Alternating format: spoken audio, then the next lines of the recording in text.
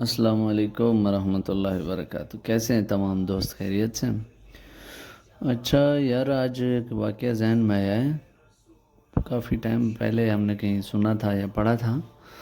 وہ ایسا تھا کہ جب پاکستان آزاد نہیں ہوا تھا تو ایک پاکستان کے کسی دیہات کے علاقے کا ایک انسان تھا جو تجارتی آنا جانا اس کا لگا رہتا تھا۔ تجارت کی وجہ سے پاکستان سے امرتسر، یہ پنجاب کے کسی دیہات سے امرتسر، اور امرتسر سے واپس اپنے گاؤں۔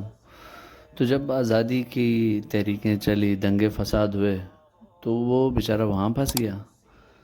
اب ادھر سے جو ہے نا، اس نے جب آنے کا ارادہ کیا تو اس کو ایک لاوارث بچہ ملا۔ وہ جو تھے، وہ شاہ صاحب جو تھے، جو تجارت کے لیے آتے جاتے رہتے تھے، انہوں نے اس لاوارث بچوں کو بھی اپنے پاکستان دیہات میں لے آئے اور لا کے جو ہے نا ان کو تعلیم دی، پڑھایا اور ان کی شادی کر دی۔ ان کو اپنا نام بھی دے دیا۔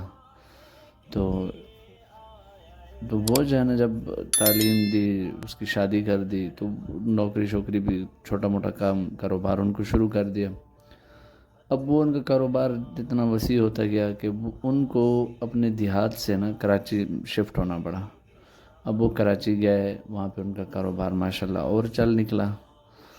تو ترقی کرتے گئے، پھر جو ہے نا گھر آتے کچھ ٹائم بعد اور چکر لگاتے اپنے بیوی کو، اور ان کا ایک بیٹا بھی تھا، اس کو بھی دیکھ جاتے۔ ایسے کرتے کرتے اللہ تعالیٰ نے ان کو کاروبار میں اور ترقی دی، تو وہ جو ہے نا یہاں سے پاکستان سے جرمنی یا کسی اور کنٹری میں شفٹ ہو گئے۔ کام ان کا اچھا چل نکلا۔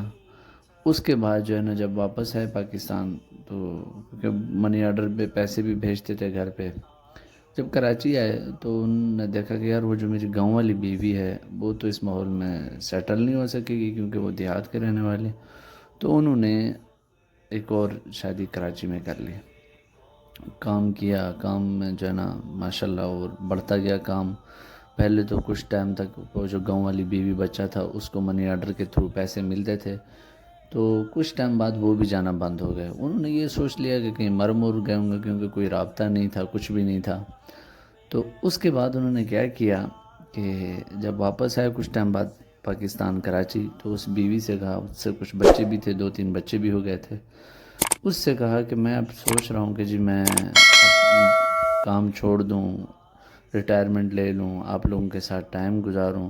تو اس نے کہا اچھا، اگر آپ یہ سوچ رہے ہیں، تو اس نے جو ہے نا اپنے جتنے بھی ان کے ایسٹ تھے، پراپرٹی تھی، جو کچھ بھی تھا، وہ اپنے نام کا کیا ہوا تھا اور اپنے بچوں کے نام پہ۔